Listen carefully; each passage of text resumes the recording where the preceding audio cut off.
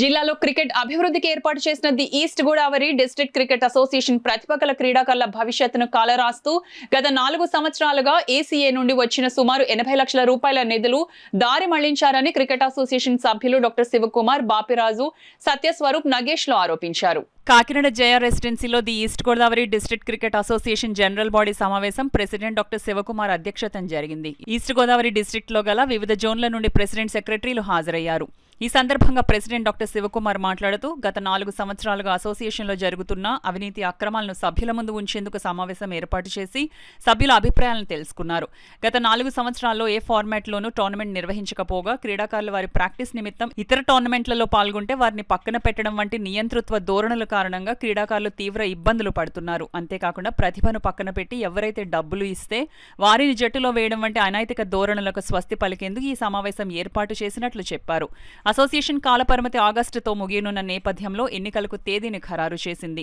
Association నియంతృత్వ ధోరణి కారణంలో జిల్లాలో క్రికెట్ క్రీడాకారుల భవిష్యత్తు కుంటుపడిన నేపథ్యంలో ఆంధ్ర క్రికెట్ అసోసియేషన్ జోక్యం చేసుకుని అసోసియేషన్లో నెలకొన్న అవినీతి అక్రమాలపై విచారణ జరిపించి దోషులపై చర్యలు చేపట్టాలని కోరుతూ తీర్మానం చేసినట్లు వెల్లడించారు. సమావేశంలో ఉమ్మడి తూర్పుగోదావరి జిల్లాల నుండి సుమారు 40 మంది సభ్యులు హాజరై తీర్మానాన్ని ఏకగ్రీవంగా ఆమోదించారు. ఈ సమావేశంలో మాజీ సెక్రటరీ కె బాపిరాజు, మాజీ vice president AS Swaroop, Rajahmundry incharge Vijay Kumar Babu, Konaseema incharge AVT Varma, Peddapuram incharge A Lakshminarayana, పలువురు సభ్యులు పాల్గొన్నారు. మిగతా మెంబర్స్ అందరినీ తీసుకుని దాన్ని ఎలాగ పునర్నిర్మించాలనే ఆలోచనతోటే ఈ స్టెప్, ఈ మీటింగ్ నాంది పలికింది. ఇక్కడి నుంచి మేము ఏసీఐని అభ్యర్థించి మేము అసోసియేషన్ని మళ్ళీ మంచి స్ట్రీమ్ లైన్గా రన్ చేయాలని ఆలోచించి ఈ స్టెప్ తీసుకుని లాస్ట్ 3 years నుంచి మీకు ఎంత అమౌంట్ వస్తే ఎక్స్పెక్ట్ పెట్టారండి? అంత ఖర్చు చేస్తారండి? ఇయర్కి 20 lakhs. మామూలు ఏసీఐ మీకు ఇచ్చేది yearly 20 lakhs. Every year 20 lakhs వస్తుంది ఫర్ డిస్ట్రిక్ట్ అసోసియేషన్. దాన్ని అలొకేట్ చేయాలి, దాన్ని జోన్స్కి అలొకేట్ చేయాలి. Konaseema, Rajahmundry, Peddapuram and main centre Kakinada. అది జరిగిందండి. అది విద్య, అది ట్రెజరర్ గారు తెలియాలి, నెక్స్ట్ సెక్రటరీకి తెలియాలి. మన అసోసియేషన్ ఎప్పుడంటే 2021లో వచ్చింది. 21 డిసెంబర్.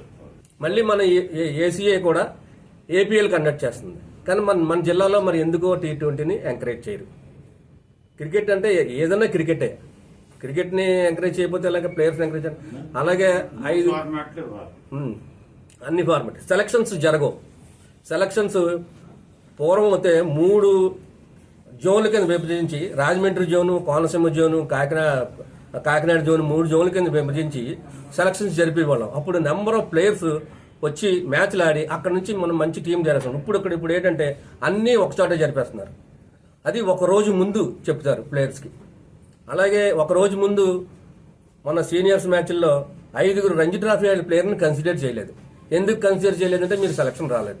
రంజీ ట్రాఫీ ప్లేయర్స్ పూర్వంలో అయితే మేము రంజీ ట్రాఫీ ప్లేయర్కి వాళ్ళు ఉద్యోగాలు చేసుకుంటారు, వాళ్ళు ఉద్యోగం చేసుకుని సెలవు పెట్టుకోవాలి. అందుకంటే ఒక వారం రోజుల ముందు మన సెలక్షన్స్ ఇన్ఫార్మ్ చేయాలి, ప్రాపర్గా జరిగి. అదే కాకుండా ఒక అడ్మినిస్ట్రేషన్ కూడా ఈస్ట్ గోదావరి క్రికెట్ అసోసియేషన్ 1975లో స్థాపించారు. సుమారు ఒక 50 ఏళ్ళు అవుతుంది పెట్టింది. అది పెద్ద పెద్ద వారందరూ ఇదివరకు రంజీ క్యాప్టెన్ గారు, గోపన్ గారిని, మ్యాచెస్ గారు వాళ్ళందరూ నడిపేవారు దాన్ని.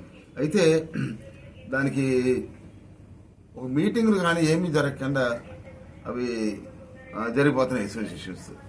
దీంట్లోని ఆంధ్ర క్రికెట్ అసోసియేషన్ వారు కూడా దీని మీద కొంచెం చిన్న చూపు చూస్తున్నట్టుగా భావించాల్సి వస్తుంది. అంటే ఇక్కడి నుంచి ప్లేయర్స్ బాగుంటేనే ఆంధ్ర క్రికెట్ స్టేట్ బాగుంటుంది, స్టేట్ బాగుంటేనే కంట్రీ బాగుంటుంది మనకి.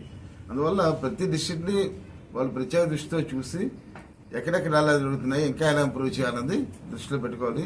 సో ఇక్కడ అందరూ కూడా ఏంటంటే కేవలం మేము ఒక ప్రాపర్ ఫంక్షనింగ్ ఉండాలి, అలాగే గేమ్ బాగా ఆడి ప్లేయర్ని, మంచి ప్లేయర్ని తయారు చేయాలి. ఆ ప్లేయర్స్ యొక్క ఇంట్రెస్ట్ని మనం కిల్ చేయకుండా దాన్ని ప్రమోట్ చేయాలి. అది మేము కావాలని ప్రత్యేకంగా దీనికి మీట్ అయ్యాము. అది జరగాలని మేము కూడా ఆంధ్ర క్రికెట్ అసోసియేషన్ వారిని రిక్వెస్ట్ చేస్తున్నాం. పాత vice president east Godavari district cricket association, అది రాజమండ్రి అండి. ఆ రాజమండ్రి క్రికెట్ అసోసియేషన్లో కూడా సమ్మర్ కోచింగ్ క్యాంపు అలాంటి ఏం లేదు.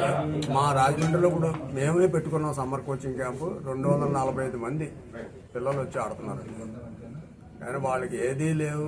వాళ్ళకి ఏమి అవ్వట్లేదు. మాకు రాజమండ్రిలో మా ప్రెసిడెంట్ గారు ఉన్నారు, భాస్కర్ రావు గారని, ఆయనే ఆడిటర్ గారు, ఆయన కొంచెం హెల్ప్ చేయడం వల్ల పిల్లలకి ఏదో చేస్తున్నాం. 240 మంది అంటే తక్కువ కాదండి.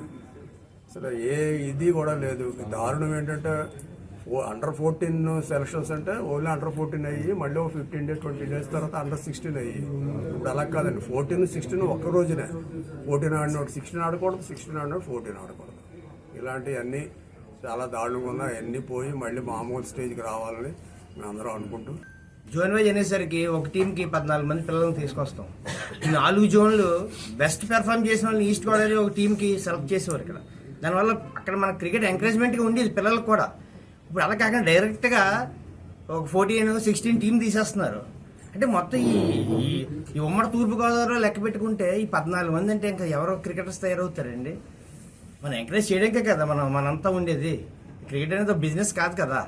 పిల్లలు మనంతా ఎంకరేజ్ చేసి రేపు వచ్చే భావితరాలకు మనం మంచి ప్లేయర్స్ అందించడానికే కదా మనం ఈరోజు ఇది చేసే కృషి అంతా కూడా. కానీ ఇప్పుడున్న పరిస్థితి అయితే క్రికెట్ మొత్తం టోటల్ మారిపోవడం జరిగిందండి. మరి ఇప్పటిదాకా మా వాళ్ళు చెప్పినట్టుగా మరి ఏదో ఒకరిద్దరు 1 man షో లేదా 2 man షో అన్నట్టుగా నడిచింది ఈ లాస్ట్ 5-6 years నుంచి కూడా క్రికెట్. మరి అయితే ఇప్పుడు మేమంతా కూడా ఇక్కడ ఈరోజు మీట్ అయ్యి ఈరోజు జనరల్ బాడీ మీటింగ్ పెట్టుకొని మరి రానున్న రోజుల్లో ఒక మంచి క్రికెట్ మళ్ళీ ఈస్ట్ గోదావరి క్రికెట్ అసోసియేషన్ నడిపించాలని చెప్పేసి మేము అందరూ కోరుకుంటూ మరి ఈరోజు ఇక్కడ మేము నెక్స్ట్ ఎలక్షన్కి డేట్ కూడా ఫిక్స్ చేసుకోవడం జరిగిందని చెప్పి. అంటే ప్లే అంటే మేము మా పట్ల దయ చూపండి అనేటువంటిదే ఆంధ్ర క్రికెట్ అసోసియేషన్కి మేము ఇక్కడి నుంచి రిక్వెస్ట్ చేస్తున్నాం అంతే తప్పించి we're not fighting against ACA. ప్లే ఒక దయ అయ్యా, ఇక్కడ మమ్మల్ని కూడా చూడండి, మా ఆటను చూడండి. ఇక్కడ మా పిల్లలు అమోఘమైన ఆడేటువంటి పిల్లలు 5 నిజంగా చెప్పాలంటే ఎంత బాధాకరం. రంజీ ట్రోఫీ ఆడటం అంటే ఒక కళ. 5 రంజీ ట్రోఫీ ప్లేయర్స్ని అబ్బాయి మీరు లేదంటే ఆ రోజుల్లో ఏంటంటే ఒక మాట చెప్తే గోపన్ గారు వాళ్ళు వెళ్ళో లేకపోతే మోపూర్ వెంకటేశ్వర వాళ్ళు ఏం చేసేవారంటే ఒరే మనం అడుగుతున్నాడు అక్కడి నుంచి రావాలంటే టైం పడుతుంది కాబట్టి మ్యాచ్ కట్టిండవు, ప్రాక్టీస్ మ్యాచ్ కట్టిండవు అనేటువంటి వాడు. ప్రాక్టీస్ క్యాంప్ ఉండేదండి. ఆ క్యాంప్ కట్టిండి అవుతే ఆటోమేటిక్ క్వాలిఫై అయినట్టు అంటే టీంలోకి ఇన్వాల్వ్ అవుతాడు. చాలా చాలా ఇబ్బందికరమైన అంశాలు ఉన్నాయి. చాలా బాధగా ఉంది. క్రికెట్ ఆడినోళ్ళం ఇలాగ క్రికెట్ అవసాన దశలో ఉండిపోవడంతో మాకు చాలా బాధాకరమైనటువంటి పరిస్థితులు ఉన్నాం. కాబట్టి మేము ఆటని పునర్నిర్మించాలనేటువంటి ఉద్దేశంతో వీళ్ళందరం సమావేశమైంది. Thank you. నా పేరు నక్కా శ్రీనగేష్ అండి. ఈ ఈస్ట్ గోదావరి క్రికెట్ అసోసియేషన్కి 6 ఏళ్ళు 7 ఏళ్ళు ఓపెనింగ్ బ్యాట్ ఆడినాడు.